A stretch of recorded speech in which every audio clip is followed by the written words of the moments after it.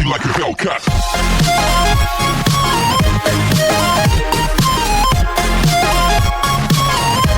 So part 11 की starting में हम देखते हैं कि हाना सोल छोड़कर जा चुकी है एंड शिन को मैसेज कर उसने शिन को भी इस बारे में बता दिया कि तुम फिक्र मत करो, मैंने मिनसुक से ब्रेकअप कर लिया है और मैं कुछ टाइम के लिए मॉम के पास रुकने जा रही हूँ, इसलिए तुम अपना ख्याल रखना। मगर शिन को इस बात से कोई फर्क नहीं पड़ता, यानी वो कहती है कि भला कौन सा बड़ा काम कर दिया, यानी ब्रेकअप तो तुम्हें करना ही था।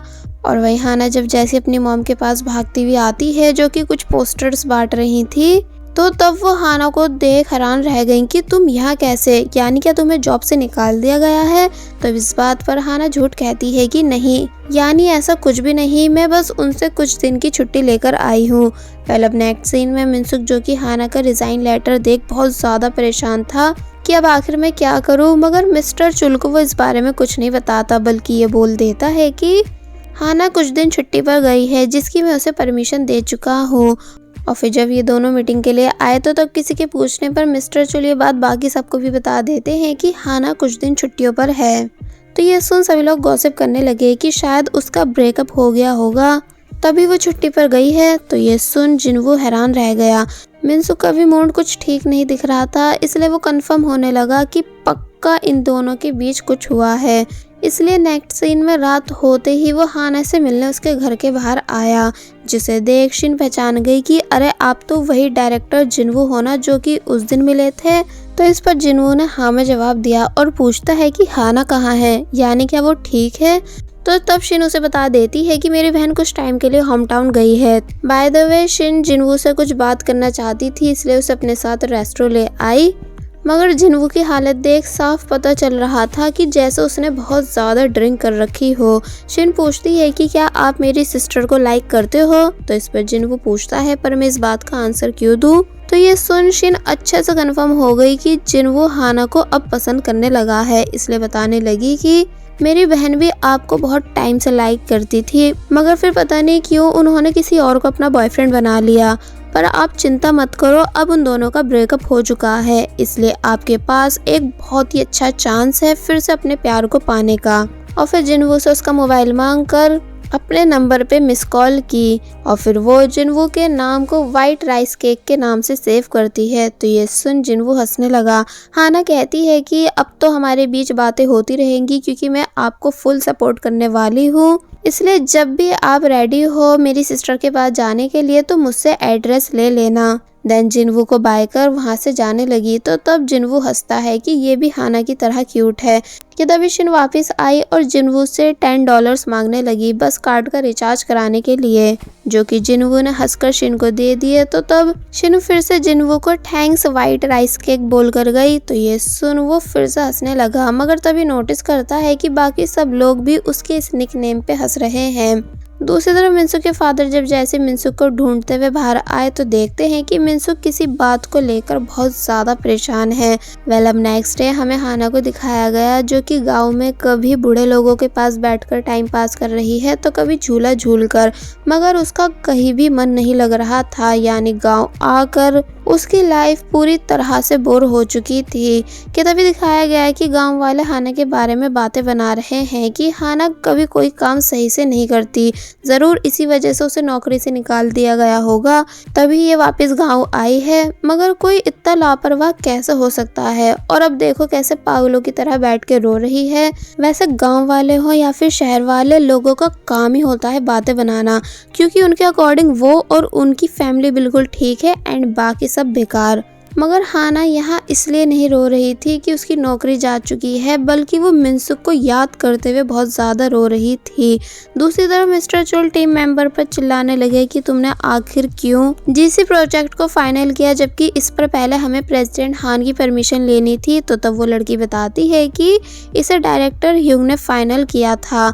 तो तब मिस्टर चुल चिल्लाते हुए मिनसुक के पास आए कि तुम आखिर ऐसा कैसे कर सकते हो।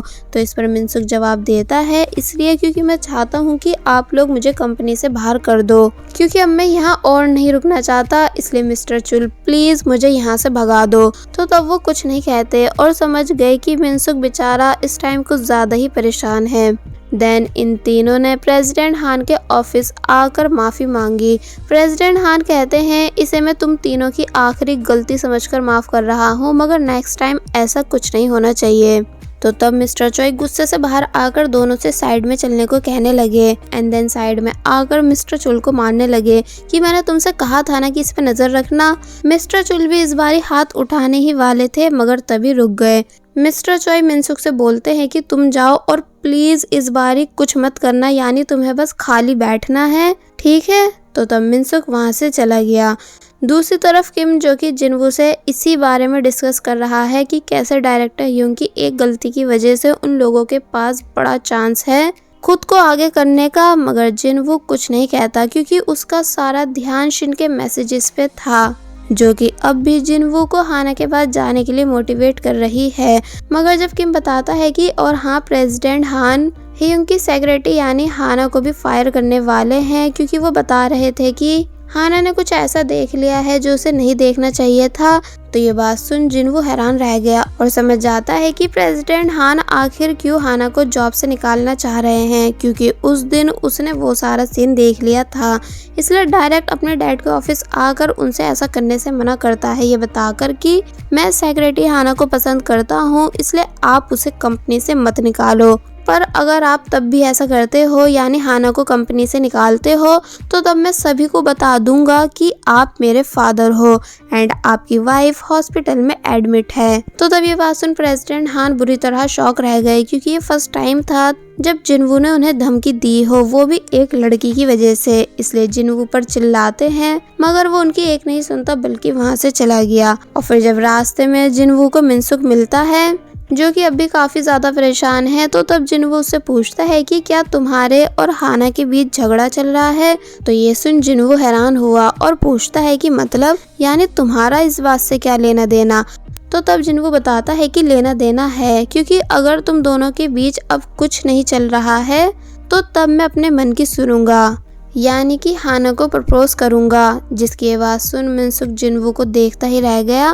देन जिनवू ने लिफ्ट से बाहर आकर शिन को कॉल की उससे हाना का होम टाउन एड्रेस मांगने के लिए।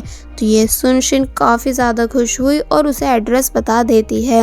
वेल अब नेक्स्ट सीन में हम देखते हैं कि हाना फिर से अपना टाइम पास कर रही है बच्चों के साथ खेलकर, मगर तभी अपने सामने जिनवू को देख बहुत बुरी तरह शॉक रह गई कि डायरेक्टर जिनवू आप यहाँ कैसे। तो ये सुन वो हंसता है और फिर बाद में हाना को बताने लगा कि मैं ये चेक करने आया हूँ कि तुम ठीक हो कि नहीं, क्योंकि मुझे पता चला कि तुम अचानक से छुट्टियों पर गई हो, इसलिए मुझे तुम्हारी चिंता हो रही थी। मगर अब तुम्हें बच्चों के साथ खेलता हुआ देख मैं रिलैक्स फील कर रहा हूँ कि तुम फाइनली हैप्पी हो। हाना पूछती है कि क्या आप बस यहाँ पर यही चेक करने आए थे। तो तब जिनवू बताता है नहीं, एक्चुअली मुझे ये जगह घूमनी भी थी, इसलिए क्या तुम मुझे गाइड करोगी इस जगह को घुमाने में। तो ये सुन अब इससे पहले कि हाना मना करती कि तभी जिनवू को हॉस्पिटल से कॉल आई, जो कि जब जैसी बताते हैं कि उसकी मॉम ने अपने हाथ की नस काट ली है। तो ये सुन जिनवू बहुत बुरी तरह शॉक रह गया एंड देन फिर से पैनिक होने लगा। हाना भी कॉल पर से सारी बात सुन चुकी थी, इसलिए पहले जिनवू को संभालती है और फिर ड्राइव करके उसे अपने साथ हॉस्पिटल लेके गई। और वहीं दूसरी तरफ कंपनी में अब सभी लोग हाना को मिस करने लगे थे, क्योंकि वो इन सभी के सारे काम करती थी। तो मिस्टर डोंग बताते हैं कि मैंने हाना को फ़ोन किया था, जो कि बता रही थी कि वो इस टाइम अपने होम टाउन यानी गैंगचौंग में है। तो तब ये सब बात मिनसुक भी सुन लेता है।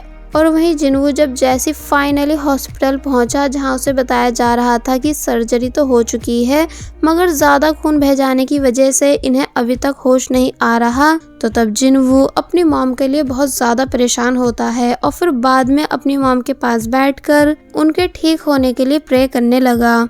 जिनवू को ऐसी हालत में देख दूर से हाना भी परेशान हो रही थी, मगर वो कुछ कर नहीं पाती। और वही नेक्स्ट सीन में मिनसुक जब जैसी घर वापस आया तो देखता है कि ग्रैंडपा हाना के प्लांट के साथ कुछ कर रहे थे। इसलिए वो उन पे जोर से चिल्लाया कि मैंने आपसे बोला था ना कि इसे टच मत करना।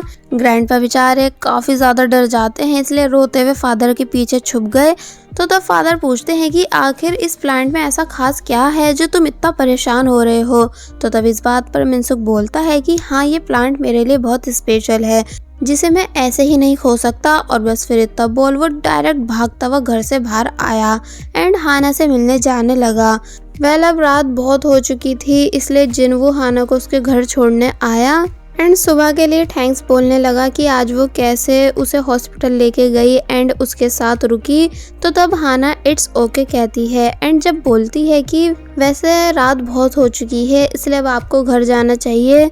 तो तब जिनवू हाना को इमोशनली देखने के बाद डायरेक्ट उसे हक कर लेता है। हाना पूछती भी है क्या हुआ, यानी आप ऐसा क्यों कर रहे हो, मगर वो बिल्कुल भी पीछे नहीं हुआ बल्कि रिक्वेस्ट करने लगा कि प्लीज बस थोड़ी देर, यानी बस थोड़ी देर ऐसे ही रहो। तो तब हाना शांत हो गई। जिनवू मन भर के हाना को हक कर रहा था, जिससे हम अंदाजा लगा सकते हैं कि अब उसके दिल में भी हाना के लिए कितनी स्ट्रॉन्ग फीलिंग है। मगर तभी दिखाया गया कि पीछे से मिनसुक भी ये पूरा नजारा देख रहा है और अब इससे पहले कि जिनवू का मुंह तोड़ने के लिए आगे बढ़ता, मगर तभी हाना को भी जिनवू को हक करता देख उसके होश उड़ गए। इसलिए वो अपना टूटा दिल लेकर वहां से चला गया, जबकि हाना जिनवू को सिर्फ तसल्ली दे रही थी क्योंकि उसे लगा कि ये अपनी मॉम के लिए परेशान है। जिनवू पीछे होकर बताता है कि एक्चुअली जब मैं शुरुआत में तुमसे मिला था तो तब मुझे लगा था कि तुम भी उन्हीं लड़कियों की तरह हो जो लड़कों का पैसा देखकर उन्हें प्रपोज करती है, मगर अब जब मैं जान चुका हूँ कि तुम कितने साफ दिल की हो, तब से मुझे अपनी गलती पे बहुत पछतावा है एंड अब मेरा बिल्कुल भी मन नहीं तुमसे एक भी मिनट दूर होने का। इसलिए प्लीज हाना, मुझे बस एक चांस दो अपनी जिंदगी में आने का, क्योंकि मैं तुम्हारे बिन नहीं रह सकता। हाना इन सभी बातों को सुन काफी ज्यादा शॉक हुई और फिर बाद में समझाने लगी कि हाँ, ये बात सच है कि कुछ टाइम पहले मैं आपको पागलों की तरह पसंद करती थी, दिन रात सिर्फ आपके बारे में सोचती थी क्योंकि मुझे लगता था कि ये सब डेस्टिनी है। मगर अब मेरी फीलिंग्स आपको लेकर चेंज हो चुकी है, यानी अब मेरे दिल में आप नहीं बल्कि कोई और है। जिनवू अपने सभी बैड बिहेवियर, रूड बातों और हरकतों के लिए दिल से हाना से माफ़ी मांगने लगा कि मुझे पता है कि मैंने शुरुआत से तुम्हें बहुत दुख पहुंचाया है, मगर हाना अब मैं तुम्हें चाह कर भी नहीं भुला पा रहा हूँ, इसलिए प्लीज़ मेरी फीलिंग्स को समझो और मुझे बस एक चांस दो।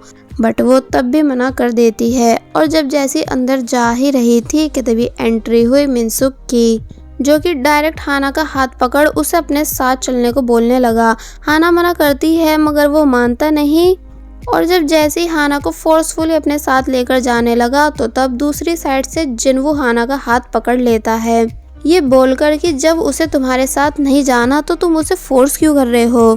तो ये बात सुन मिनसुक को और ज्यादा गुस्सा आया, इसलिए जिनवू की तरफ देखते हुए पूछता है कि आखिर तुम होते कौन हो, मेरे और हाना के बीच में आने वाले।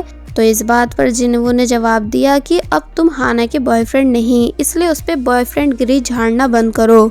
हाना एक इनोसेंट लड़की है जिसने गलती से तुम्हें एक्सेप्ट किया है।